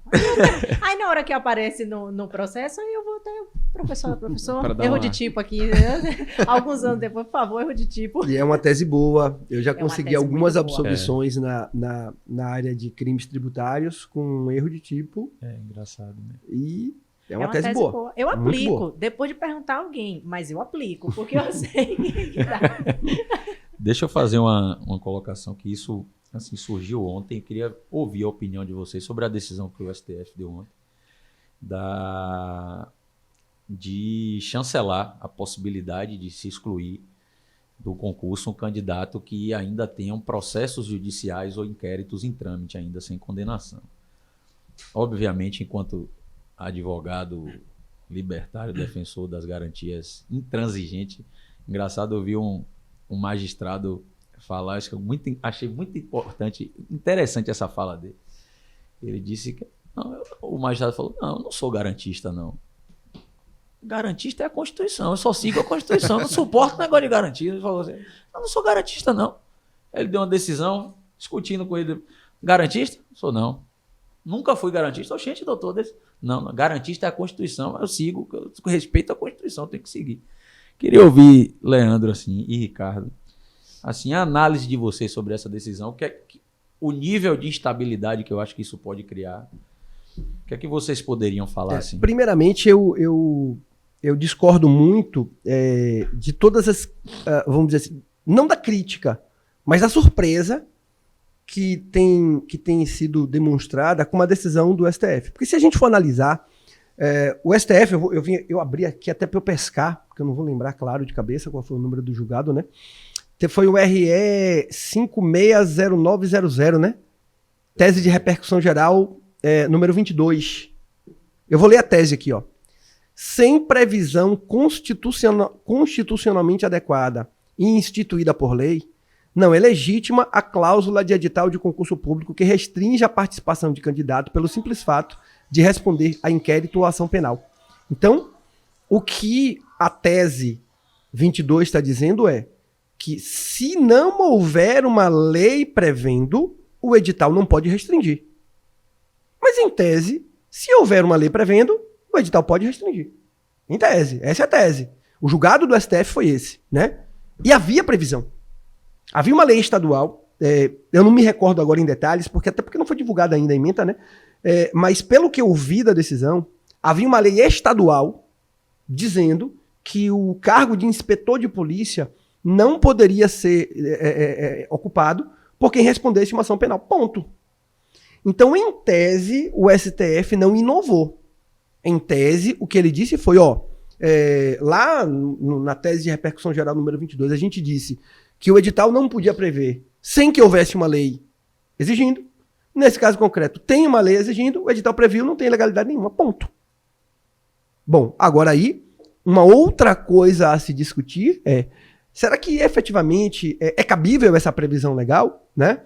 No caso concreto, havia uma previsão numa lei estadual, aquilo que o edital exigiu foi aquilo que a lei estadual contemplava, então Carmen Lúcia disse, não, se tem previsão legal, é possível que o edital de concurso público restrinja. Então, muita gente não está se atentando para isso. Se houver previsão legal. Por exemplo, o estado da Bahia não tem previsão legal. Entendi. Em outros estados não tem essa previsão legal. A gente não tem uma lei federal prevendo isso para a ocupação desses cargos. Então, essa decisão do STF, ela de plano já vai se aplicar para todos os concursos públicos no Brasil inteiro? Não. Aplicou para aquele caso, porque havia uma lei estadual prevendo e o edital exigiu aquilo que a lei estadual previa. Ponto. Uma outra coisa que a gente precisa discutir e que eu acho que precisa ser discutido é constitucional essa previsão na lei estadual? Eu entendo que não. Eu entendo que não. Constitucional e convencional. E convencional, exatamente. Eu entendo que além de ferir a Constituição, fere também a Convenção Americana de Direitos Humanos, né? E desnecessário. Imagina, se você hoje responde um processo penal, você pode ser presidente da República. Você pode ser senador, Não, Você fere pode a presunção ser de inocência. deputado federal. Mas por que eu não posso ser delegado de polícia? Só porque eu respondo uma ação penal. Né? Mas é isso. Para mim, essa decisão do Supremo, ela não é uma decisão automaticamente aplicável para todos os estados do Brasil, não. Porque ele tratou de um caso em que havia uma lei estadual prevendo, e ele disse, bom, como nós dissemos antes que sem lei o edital não pode exigir, aqui tem lei e o edital exigiu, ponto. Respeitou. Então não mudou a tese. A tese continua, a tese permanece. A tese é, sem previsão legal, o edital não pode exigir, ponto. Na maioria dos estados nós não temos essa previsão legal. E você, doutor Ricardo, o que é que acha? Eu acho, apesar de o pessoal às vezes espera de um delegado de polícia uma posição extremamente firme em relação a quem vai entrar na polícia e toda aquela questão da investigação social, não só em relação a quem está dentro, mas também quem vai entrar, né, em relação à investigação social do pessoal que está entrando. Mas eu acho, além de achar inconstitucional uma lei que preveja aí que uma pessoa, pelo simples fato de estar respondendo uma ação penal, não poder entrar na polícia, eu acho que é desnecessário. Eu acho que não muda muita coisa em relação a quem está entrando, não, porque é só a gente ver a quantidade de processos penais aí que, no final das contas, não dão em nada, a pessoa é absolvida e a pessoa perdeu a oportunidade ali de entrar na polícia por causa de uma ação penal que está tramitando. Então, a presunção de inocência foi totalmente ignorada. Para mim, foi totalmente ignorada nessa decisão. E para essa parte de preparação, a gente fechar de uma vez por todas. Ricardo, fale assim, bem objetivamente, teste de aptidão física, a prova física. O que é que você recomendaria para os candidatos? Às vezes a pessoa falando, a gente está falando da preparação, né? Às vezes a gente esquece que ainda tem a fase da questão física. O que é que você poderia dizer a um candidato que está se preparando nessa questão física? Sei que você não teve dificuldade, que eu lhe conheço, você sempre praticou esporte, você sempre jogou bola, você sempre foi... você nunca teve sobrepeso, desde quando eu lhe conheço nunca teve. Isso ajuda muito, olha, ele ajudou muito. Mas o que é que você poderia dizer em relação à questão física do candidato? Exatamente. Em relação ao meu caso específico, como a gente fala, né? Cada um tem sua caminhada, cada um tem suas peculiaridades. No meu caso específico, eu não dei nenhuma atenção, até o dia que eu passei na prova, eu não dei nenhuma atenção em relação ao teste físico. Por quê? Porque eu tinha, assim, uma rotina, não tinha sobrepeso, como você falou, eu tinha uma rotina ali de fazer exercícios, coisa e tal. E eu pensei, bom, no edital aqui, entre o dia da prova, que eu vou saber que estou aprovado, e o dia que eu vou fazer o teste físico, eu vou ter tempo suficiente para treinar, para fazer coisa e tal, e conseguir passar. Então essa foi a minha estratégia. Do dia que eu fui aprovado, que saiu a aprovação na prova objetiva, eu vi que eu ia fazer a prova física, eu tinha aí, eu acho que um mês e meio, alguma coisa assim. E a partir desse momento, eu parei de beber, parei de comer muito, perdi 8 quilos, corria quase todo dia, ficava preocupado em lesão, coisa e tal, pra chegar no dia também, cheguei no dia voando. Pronto, né? Cheguei pronto. Inclusive, 2 semanas depois, 2 semanas não, acho que um mês depois que eu fiz essa prova, teste físico da Polícia Civil, que eu passei, eu acho que eu fui o primeiro do meu grupo ali a terminar, eu fiz a prova da Polícia Rodoviária Federal também, o teste físico da Polícia Rodoviária Federal, e eu já tinha, sei lá, um mês que eu já tinha largado de mão. E quase que eu perco no teste da Polícia Rodoviária Federal, porque eu não estava treinando, não estava me preocupando muito. Então, para quem está estudando hoje, tem que saber, tem que se conhecer, saber da sua capacidade. Se você sabe que você é uma pessoa que tem sobrepeso, coisa e tal, e sabe que durante o período de um mês, você não vai conseguir alcançar aqueles marcos que geralmente nos editais é cobrado, então é bom a pessoa começar a se preparar desde agora. Não adianta a pessoa estar ali, ter um grande sobrepeso, passar o tempo todo estudando e chegar na hora perder. No dia que eu fiz a prova mesmo, teve um homem que estava lá que perdeu. Ele perdeu, chorou, se desesperou e por mais que a gente olhe ali e pense, porra, que triste, a gente sabe que talvez ali esteja envolvido um pouco de um problema de estratégia. A pessoa achou que, sei lá, quando chegasse na hora ia se virar, ia passar e não conseguiu passar. Então essa preocupação vai depender ali do seu histórico, do seu biotipo e do seu autoconhecimento, tem que ser prévia. Se você já está estudando para o concurso da carreira policial e você sabe que você vai fazer um teste físico lá na frente, você tem que se preocupar desde agora. Nem que seja começar a fazer algum tipo de exercício, começar a se preparar de alguma forma. E elimina muito. Eu pergunto isso porque eu tenho um amigo que ele passou numa... Eu não vou me recordar se foi civil, se foi federal. E ele perdeu no salto. Ele tinha passado em 24º lugar na prova. Eu tive alguns colegas também. Salto. Tive alguns colegas meus, delegados de polícia civil, que tinham sido aprovados para delegado da Polícia Federal também, perderam no salto. Acho que foram 3 colegas delegados de Polícia Civil que quando foram fazer o salto, eles perderam no salto. Ou seja, talvez um pouco de falta de treinamento. Eles falaram, não, porque escorregou na hora, tinha areia, coisa e tal. Mas talvez envolva um pouco de falta de treinamento, às vezes excesso de confiança. Às vezes o cara pensa assim, não, eu treinei, eu tô conseguindo e tal, mas às vezes não treinou especificamente pro salto, por exemplo. Então, não basta só estudar, tem que se preparar também pro teste de aptidão física. Eu tenho um número quanto a isso aí. No concurso da Polícia Federal anterior, não no último, mas no concurso da Polícia Federal anterior, 40% de reprovados Meu Deus. na prova física, É muita gente. no teste físico. 40%. Dos que fizeram a prova física foram reprovados. E, claro, muita gente que não estava aprovado, porque não estava no número de vagas, né? Entrou. Entrou no no número de teste. vagas por conta de alguns que estavam aprovados no número de vagas terem sido reprovados no teste físico. Ou né? seja, a gente pode trazer para Elimina- o concurso elimina um monte de que gente. é a preparação emocional, a preparação técnica, a preparação física e a Física. sorte. Agora, o que é que eu costumo dizer? Você não se prepara para uma prova só quando você para se preparar para ela. Quando você senta para estudar, para fazer uma prova, você não descarta o que você já estudou a vida inteira. Você estudou a vida inteira. Você fez uma faculdade, você estudou direito. Então, é uma complementação, eu costumo dizer. E para a prova física também. Né? Se você tem um histórico de algum tipo de atividade física, você não parte do zero para fazer uma preparação. Agora, se você não tem nenhum histórico de atividade física, é bom se preocupar. É bom criar essa história Exatamente. do dia Exatamente. da prova. Né? Inclusive, em relação ao teste físico, ele falou que 40% das pessoas perderam. E a questão da judicialização, o pessoal já sempre judicializa, né? No meu concurso mesmo, todas as fases teve muita judicialização, tanto em relação à prova objetiva, à prova dissertativa, em relação ao TAF, em relação aos exames médicos, muita gente judicializou também, porque perderam os exames médicos. E eu vejo que na prova física mesmo, dificilmente alguém vai Muito conseguir uma difícil. decisão ali favorável para Pelo- conseguir votar para o concurso. muito Depois de uma difícil. Eu reprovação imagino dessa. assim, opinião pessoal 100%.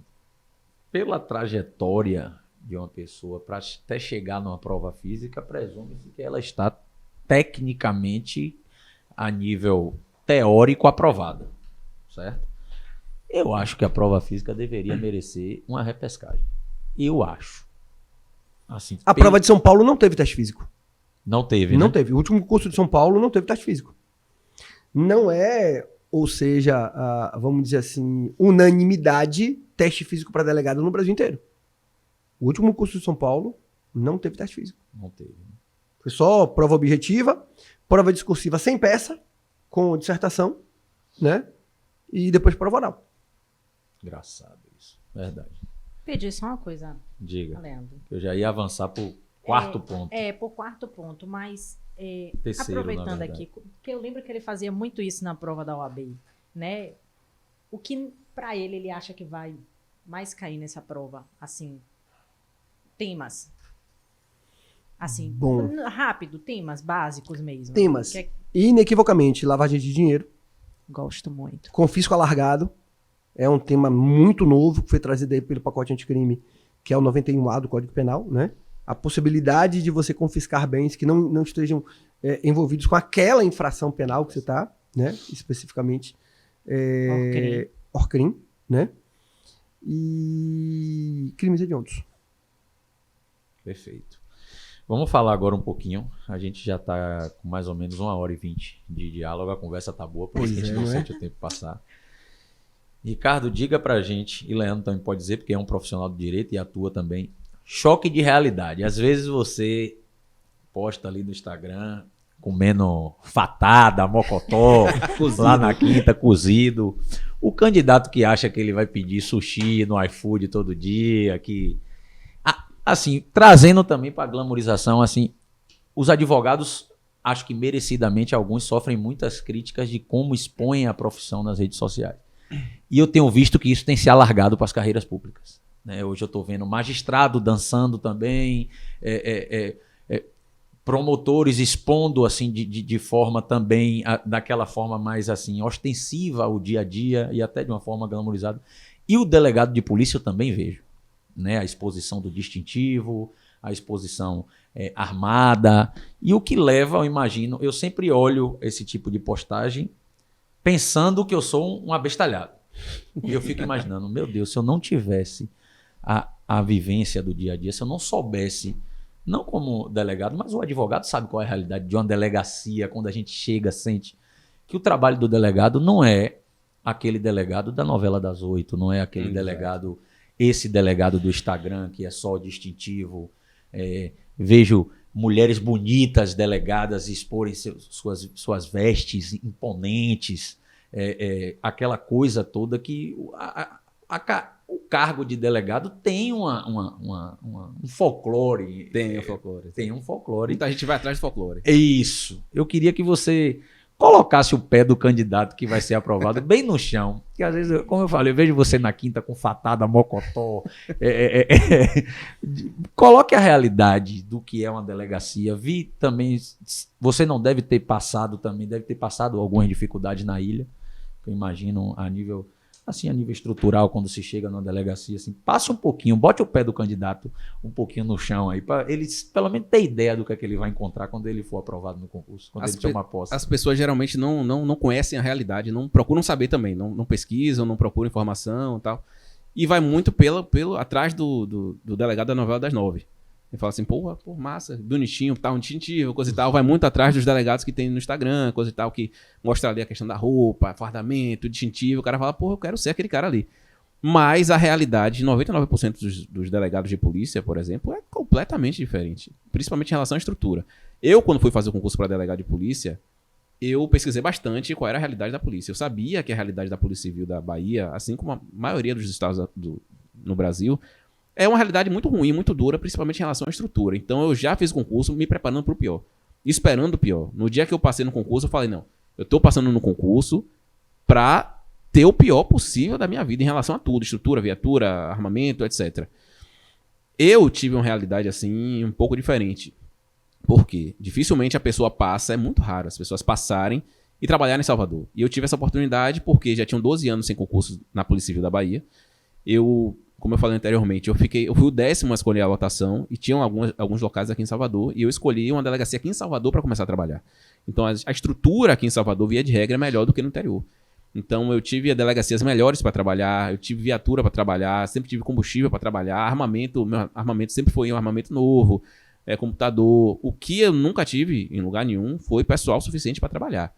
Agora, como eu falei anteriormente, 99% das pessoas que passam vão para o interior e vão para o interior locais muito ruins. Por exemplo, no último concurso de 2018, o professor estava até falando sobre a banca, e eu fico muito preocupado em relação a isso, porque no concurso de 2018, salvo engano, tomaram posse 12 pessoas.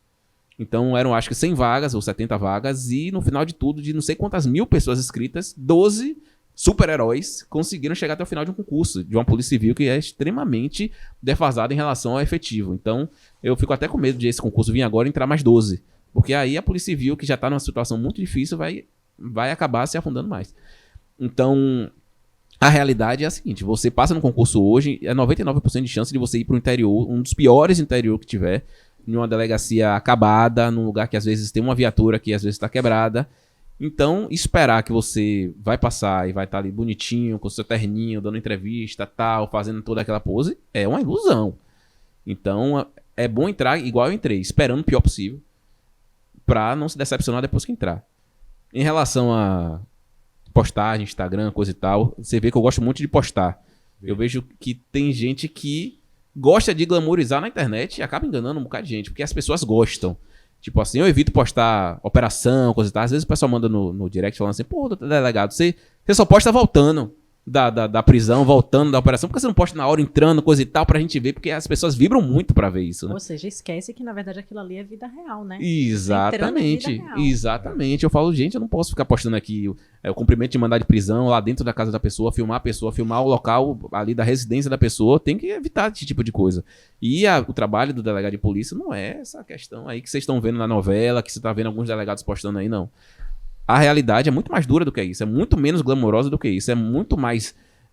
tem muita cobrança, tem muito papel, muita cobrança de coisa antiga, muita coisa do Ministério Público que vem e volta, e às vezes você achando que tá ali vai virar o Batman lá, que você vai botar sua capa preta e vai sair pela rua prendendo criminosos, esse sonho aí de criança, talvez não seja bem o que a pessoa vai encontrar quando entra na polícia. Então, antes de entrar e vislumbrar assim, uma situação totalmente fantasiosa, tem que entender que a Polícia Civil, a polícia de forma geral, não é assim um lugar tão glamouroso como as pessoas acabam às vezes vendendo na internet. Perfeito. Também você tá calada de novo.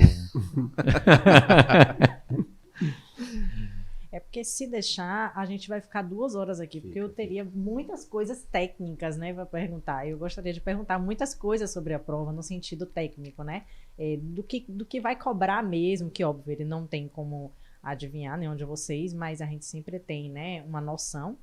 Então eu gostaria muito de saber, a gente poderia, se dependesse de mim, a gente iria debater Orcrim, a gente iria debater lavagem de dinheiro. Erro de tipo. Erro de tipo. Leandro iria me ensinar erro de tipo, E aprendeu provavelmente hoje pela aqui, milésima né? vez na vida dele. Mas é isso, assim. Leandro, você que acaba acompanhando muito, né, alunos, o que mais os alunos, assim, na frustração do aluno, o que é que ele mais... Qual é o maior empecilho para ele, né, nesse sentido da prova? A prova seria mais a prova técnica, seria mais a prova física? Ó, eu vejo, talvez por estar mais próximo dos alunos nesse momento, obviamente que a prova técnica é o grande filtro, né? Por mais que a gente imagine que há um segundo filtro numa prova física de, sei lá, de 30%, 40%, mas o filtro da prova objetiva é muito maior. E a gente também tem um problema muito sério na discursiva, né? A vida inteira, a gente não treina para responder questões discursivas. A vida inteira, no colégio, primeiro grau, segundo grau, na graduação, a gente se prepara para responder questões objetivas. A gente se prepara para ver um texto e escolher 3, 4 opções ali, 5 opções, escolher uma delas. Se não souber escolher, eliminar. Exatamente, eliminar algumas. A gente não se prepara para criar uma opção. Para olhar um enunciado e a partir daquele enunciado, não, eu vou criar aqui qual é a resposta correta. A gente se prepara para escolher a resposta correta, né? Então, claramente, 2 grandes gargalos que eu imagino. A prova objetiva, óbvio, porque o edital é muita coisa, é um mundo muito grande, muito grande.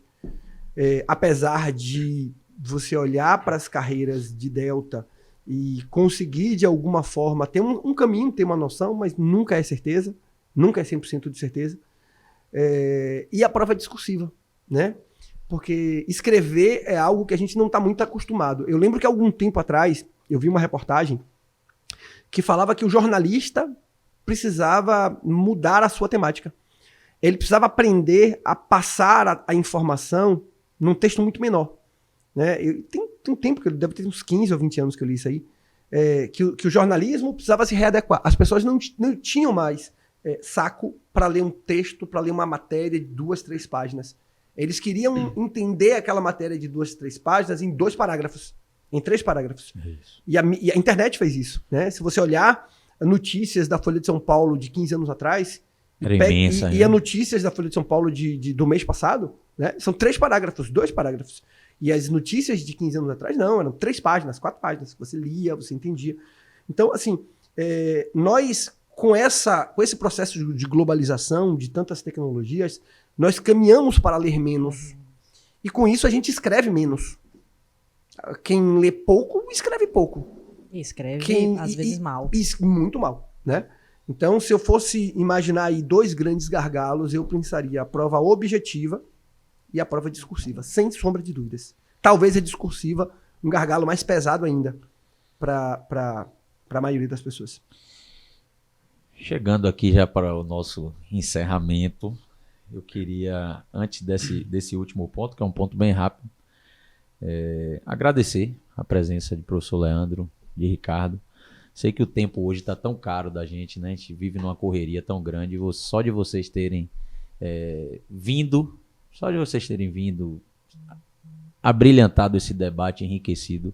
Acho que muita gente que vai nos assistir, nós ainda não estamos na preparação, estamos em preparação para o ao vivo, né, Tamisa? Por enquanto será gravado e editado, enfim. Então, brigadão, Ricardo, meu amigo, irmão, querido. Professor Leandro, estou mais próximo hoje, mas já conhecia, já seu nome é um nome visto com muito respeito, tanto por alunos como por advogados. Assim, muito feliz em estar aqui com você hoje, dividindo essa mesa. E eu queria de vocês dois, assim, uma mensagem para um candidato que vai fazer essa prova dia 24/7.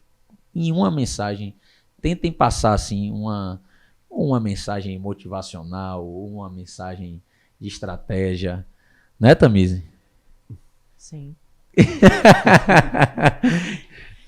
Joguem duro aí, toquem no coração do candidato. Vamos aí. começar por... Ricardo é bom com as palavras. Ricardo é bom com as palavras. Siga ele.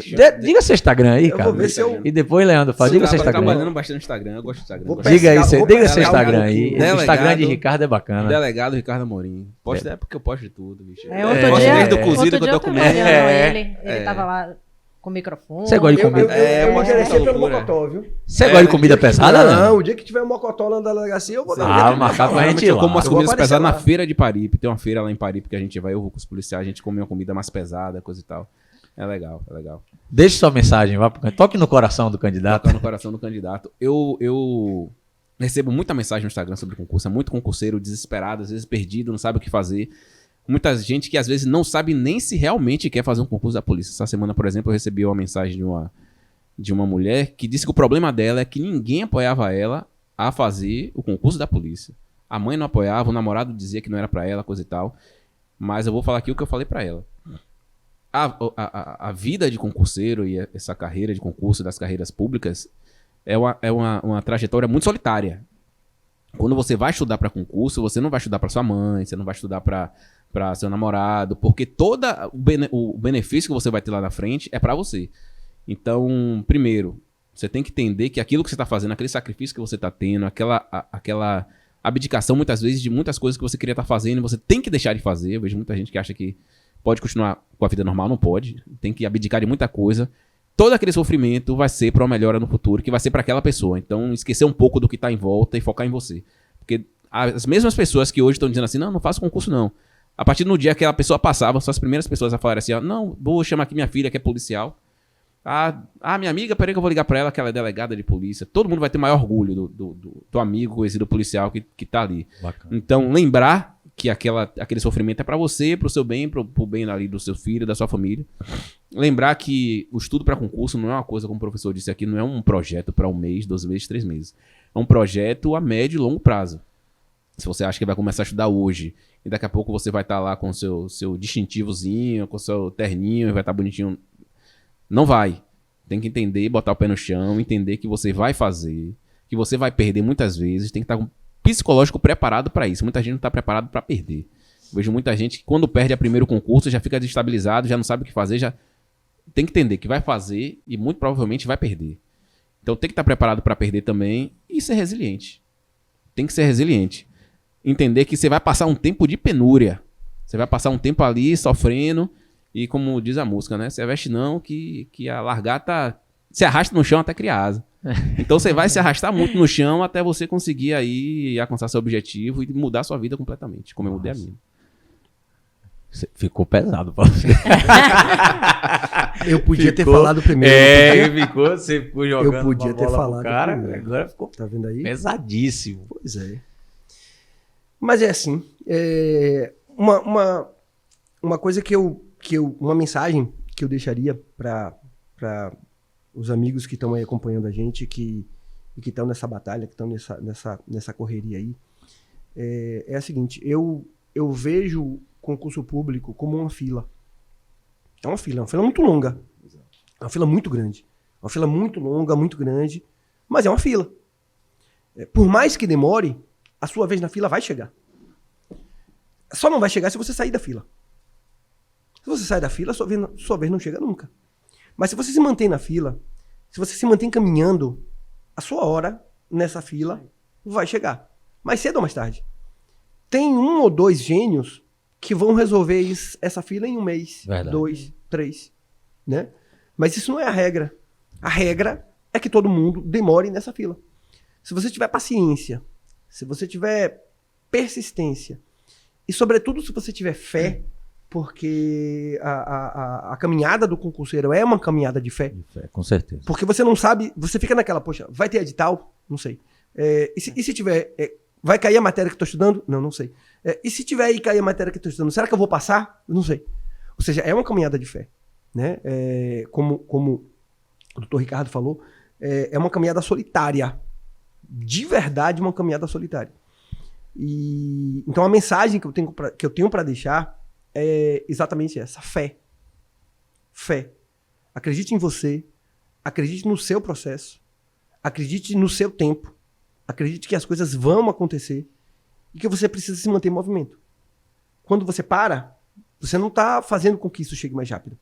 Muito pelo contrário, você está saindo da fila. Então se mantenha em movimento, se mantenha caminhando da forma como você consegue caminhar. Às vezes você vai conseguir entrar nessa fila e ir de carro. Outras vezes você vai nessa fila de bicicleta. E outras vezes você vai ter que ir de joelhos até chegar lá. Mas a sua hora vai chegar. Bacana. E o importante é que você mantenha a fé no seu processo e aguarde a sua vez. Maravilha. Não ficou por baixo não, viu, Damise? Eu já ia dizer a ele aqui na hora da fila, que a minha fila da OAB, porque eu não sou concurseira, mas eu fui uma OABeira, né? Sofrida. Então a minha provavelmente foi me rastejando, foi nem ajoelhada. Mas chegou, né? Olha que não foi não, viu, Tami? Olha que eu conheço casos piores do que o meu. Seu caso não foi nada. Verdade. Cada pessoa, eu acho assim, cada pessoa tem seu tempo, né? Exato. A gente vê desde menino na sala de aula aquela pessoa que pega as coisas com mais facilidade, pessoas mais disciplinadas, tem o esforçado. Às vezes o esforçado tira uma nota maior do que o gênio. Sim, exatamente. Né? O cara de tanto ralar, o gênio que não rala tanto, às vezes ele deslizou ali que o perseverante tirou uma nota maior do que a dele. Então, assim, eu fico assim... Eu tenho muito carinho por meus amigos que estudam para concurso, porque são pessoas que estão sensibilizadas 24 horas. Dentro de casa ou na sua família, quem já mora só. Assim, eu literalmente conto nos dedos amigos que passaram em concurso. Acho que nos dedos das mãos. Né? Tem algum amigo que passou na magistratura, tem um amigo que passou no Ministério Público, tem o Ricardo que é delegado, o Alzaná que é muito meu amigo, policial federal também. O Alzaná até passou rápido, 1 ano e pouco de estudo também. Mas é isso, cada um respeitando o seu tempo, sua caminhada, seu nível de compreensão do que precisa. E se a gente observar essas pessoas que passaram, que a gente conhece, foram pessoas que por um tempo ficaram realmente sumidas, né? A gente não, desaparecidas. O Alzaná nem o WhatsApp tinha no último concurso da Polícia Federal. Então, enfim, cada um na sua... Acho que essa abnegação também... Eu sou meio supersticioso, eu fico achando que Deus está assistindo as coisas assim. Não é possível, o cara tá sem WhatsApp, eu vou aprovar aí. Não é possível que ele tá conseguindo. Bota o dedo assim, ele merece. Tá sem Instagram. Tá sem Instagram, então é esse que vai. Eu tenho isso comigo, sabia? Até na minha vida, pessoal, eu vou me abnegar aqui, porque tem alguém assistindo esse filme aí, né? Você vai falar assim, pô, ele tá merecendo, eu vou dar. E quando o concurseiro tá estudando, ele pensa exatamente isso. Ele olha pra você e fala, porra, não é possível. Tem alguém me assistindo. Alguém tá me vendo aqui e tá na minha hora, exatamente. O bom é que depois que passa, depois que vocês passam, né? Isso quer dizer, vale a pena no final. Vale a pena. O retorno vale a pena. E quem tá ali na peregrinação ali, caminhando às vezes ajoelhado, tem que lembrar que no final tudo aquilo ali vai valer a pena. Vai valer a pena. E enquanto advogado também, só pra gente fechar, Leandro tem sentimento e Ricardo advogou pouco. Muito né? Pouco. Ricardo advogou pouco, Tamise, eu, Leandro ainda advoga, óbvio. É bonito quando a gente vê assim a atuação de um funcionário público mesmo, que a gente sente que o cara está ocupando uma cadeira por vocação, né? Quando a gente vê um juiz brilhante, um promotor brilhante, um delegado brilhante, com a representação bem feita, às vezes o juiz com uma decisão fundamentada, o trato, pô, esse cara nasceu para isso. E o contrário também, quando a gente vê que aquele cara ou aquela mulher, aquela pessoa, ele não é querendo julgar ninguém, mas ele poderia estar sendo mais bem aproveitado em um outro lugar, né? Com uma outra função. Tem juiz que às vezes se parece mais com promotor que às vezes delegado. Então é bonito quando a gente vê uma pessoa encaixada na função pública ali, exercendo com respeito ao que a lei diz, o que a Constituição diz. Eu acho isso... Acho que essa é a grande coroa, né, da função pública. Não é só passar, é você passar e estar ali exercendo. Nós, como advogados garantistas, em geral, pensamos num direito penal mínimo. Isso. Inequivocamente. Eu penso assim. Mas a gente não pode esquecer também que punir é necessário. Isso. Que punir é um ato civilizatório. Faz parte da civilização. Faz parte da democracia. Concordo. E é importante isso que você falou, porque quando a gente olha para funcionários públicos que nasceram para aquilo ali, a gente percebe que eles estão ali para fazer uma coisa que é importante para a sociedade. A atividade do Dr. Ricardo, por exemplo, é de extrema importância para a nossa sociedade, né? Por mais que a gente se coloque do outro lado sempre como cliente, como advogado criminalista, pensando em teses de defesa, pensando em encontrar brechas, né? Mas a gente também não pode esquecer disso, né? Que punir é necessário, punir é um ato civilizatório. E é importante que a gente entenda que pessoas precisam se capacitar para isso, né? E só para finalizar, que a gente já falou isso eu vou deixar agora só com você. Você finaliza e finaliza de vez pra gente. Eu costumo falar uma coisa para os meus clientes, né? Promotor, delegado, juiz, né? O promotor, ele não é bom, ou o delegado, ele não é bom, ou o juiz, ele não é bom quando ele faz o que eu quero. Que no caso é para o meu cliente. Ele é bom quando ele aplica a lei. Porque nós, enquanto advogados criminalistas, nós defendemos o que está escrito na lei. Então, a pessoa que entra na carreira por amor, seja delegado, seja promotor, seja o juiz, ele vai aplicar aquela lei, ele não vai seguir pela vontade própria, né? Então, assim, eu falo muito isso para os meus clientes. O juiz bom, o delegado bom, não é o que vai fazer o que eu quero. É o que vai aplicar o que está ali na lei, que é o que a gente precisa seguir. Exatamente. Inclusive, por isso, eu acho que eu tenho 6 anos. Eu acho que nunca tive nenhum problema com nenhum advogado criminalista. Eu trabalhei e atendi diversos, eu acho que centenas nesses 6 anos, tanto na ilha quanto aqui em Salvador. Centenas de advogados criminalistas e nunca tive nenhum problema com um advogado. Exatamente porque a lei tá aqui, eu tô aplicando a lei, e nunca teve um advogado para dizer assim, o doutor Ricardo aí tá querendo me prejudicar. Não tem como. Exatamente porque a lei tá ali, eu aplico a lei e o advogado entende que a aplicação da lei tá ali e enquanto você não tá extrapolando ali o que tá na lei, tá tudo certo. Maravilha. Vou deixar você encerrar, vai. Você encerre, agradeça e jogue duro aí. Primeiramente, né, agradecer também a professor Leandro, agradecer ao delegado Ricardo, o Joel já fez os agradecimentos dele, estou apenas ressaltando, mas gostaria de agradecer mais uma vez, né, aquelas pessoas que acreditaram na gente, aqueles apoiadores, né, o Sejais, o Jores Bahia, Lau Design, Outlight, e dizer que as redes sociais dos nossos convidados vão estar na descrição do vídeo. Pedir que, por favor, vocês sigam o canal. Seu Instagram, e curtam o vídeo. Professor Leandro Gesteira. Massa.